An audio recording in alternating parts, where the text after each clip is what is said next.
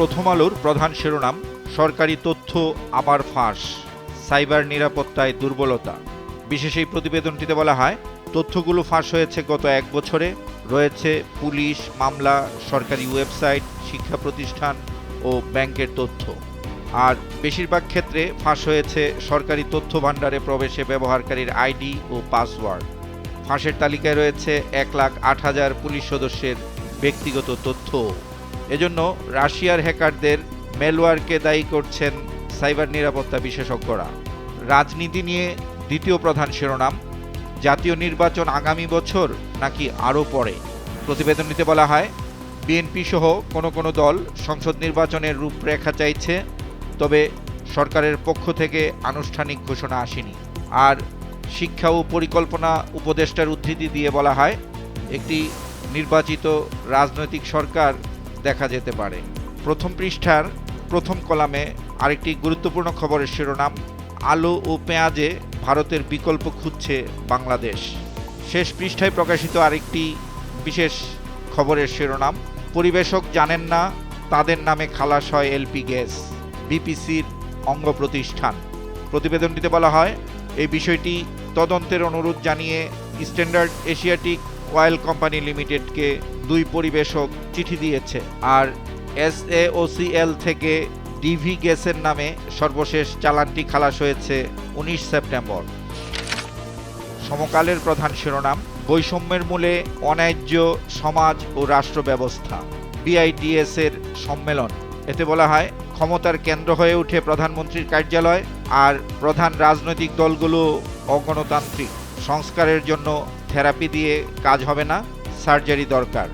দ্বিতীয় প্রধান শিরোনাম, মুক্তিযোদ্ধা যাচাই বাছাই চক্কর আবারও। অনুসন্ধানী এই প্রতিবেদনটিতে বলা হয়, সংজ্ঞায়ও আসছে পরিবর্তন, পর্যালোচনা হচ্ছে বয়সসীমা, আর স্বীকৃতির বাইরে রয়েছে হাজারো বীরাঙ্গনা, শব্দ সৈনিক, শহীদ, সংগঠক। দ্বিতীয় প্রধান শিরোনাম, হাসিনাকে নিয়ে সংকেতের অপেক্ষায় মন্ত্রণালয়, ঢাকা দিল্লি বৈঠক কাল। প্রতিবেদনটিতে বলা হয়, পররাষ্ট্র সচিব পর্যায়ের বৈঠকে নিরাপত্তা ইস্যু ও সংখ্যালঘু প্রসঙ্গ গুরুত্ব পাবে, আর বাংলাদেশ ভারত সম্পর্ক স্বাভাবিক করার প্রসঙ্গ। পত্রিকাটির প্রথম পৃষ্ঠায় প্রকাশিত আরেকটি গুরুত্বপূর্ণ খবরের শিরোনাম, তারেক রহমান বললেন, জনগণের কথায় উঠতে বসতে ও চলতে হবে। যুগান্তরের প্রধান শিরোনাম, বাংলাদেশের বৈদেশিক ঋণ সুদ পরিশোধ বেড়েছে 90%। এতে বলা হয়, যেসব নতুন ঋণ ছাড় পাচ্ছে এর বড় অংশই চলে যাচ্ছে আগের মূল ঋণ ও সুদ পরিশোধে। নিট ঋণ ছাড় কমছে, সুদহার বেড়েছে, গ্রেস পিরিয়ডও কমেছে। দ্বিতীয় প্রধান শিরোনাম, BITS এর গবেষণা সম্মেলনে ওয়াহিদ উদ্দিন মাহমুদ, আগামী বছর নির্বাচিত সরকার দেখা যাবে। তেলের বাজারের অস্থিরতা নিয়ে প্রকাশিত খবরের শিরোনাম, পর্যাপ্ত মজুদ থাকলেও ভোক্তার সঙ্গে প্রতারণা, ভোজ্য তেলে অস্থিরতার নেপথ্যে 6 কোম্পানি। প্রতিবেদনটিতে বলা হয়, 2 বছর আগে কারসাজি প্রমাণ হলেও ব্যবস্থা নেওয়া হয়নি। কোম্পানিগুলো তেলের দাম বাড়াতে সরবরাহ বন্ধ করে দেয়, এবারও করেছে, বলছে ক্যাব। আজকের পত্রিকার প্রধান শিরোনাম, মালয়েশিয়ায় জনশক্তি রপ্তানি, 100 এজেন্সির পেটে 24,000 কোটি টাকা। এতে বলা হয়, 1.5 বছরে পাঠানো হয় 5.25 লাখ কর্মী, জনপ্রতি অতিরিক্ত নেওয়া হয়েছে 1.5 লাখ টাকা। আর 100 এজেন্সির চক্রে ছিলেন 4 সাবেক MP। ময়মনসিংহে বিএনপির এক কর্মশালায় ভার্চুয়ালি তারেক রহমানের দেয়া বক্তব্যের উদ্ধৃতি দিয়ে প্রকাশিত খবরের শিরোনাম, ঐক্যবদ্ধ হয়ে অধিকার প্রতিষ্ঠা করতে হবে। ক্ষমতাচ্যুত সরকারের এক মন্ত্রীর দুর্নীতি নিয়ে প্রকাশিত খবরের শিরোনাম, দখল করে বাড়ি বিলাস খন্দকার মোশাররফের। এতে বলা হয়, খাস জমি এমনকি সংখ্যালঘুদের জমিও দখল করেছেন মোশাররফ। এতদিন ভয়ে কথা না বললেও এখন মুখ খুলছেন ভুক্তভোগীরা।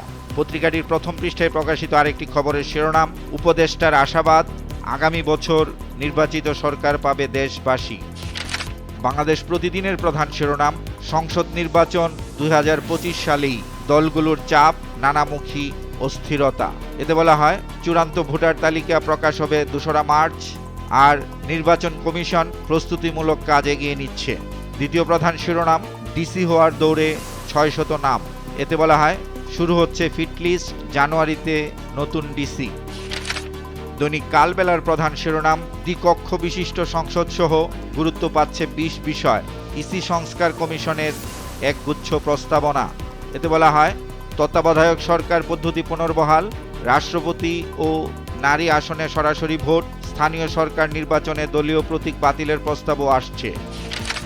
দেশ রূপান্তরের প্রধান শিরোনাম, ৫ জনের ১০ হাতে প্রশাসন দলীয়। এতে বলা হয়, সাবেক এই ৫ আমলা হলেন কামাল আব্দুল নাসের চৌধুরী, কবির বিন আনোয়ার, আব্দুল মালেক, হেলালুদ্দিন আহমদ ও সাজ্জাদুল হাসান।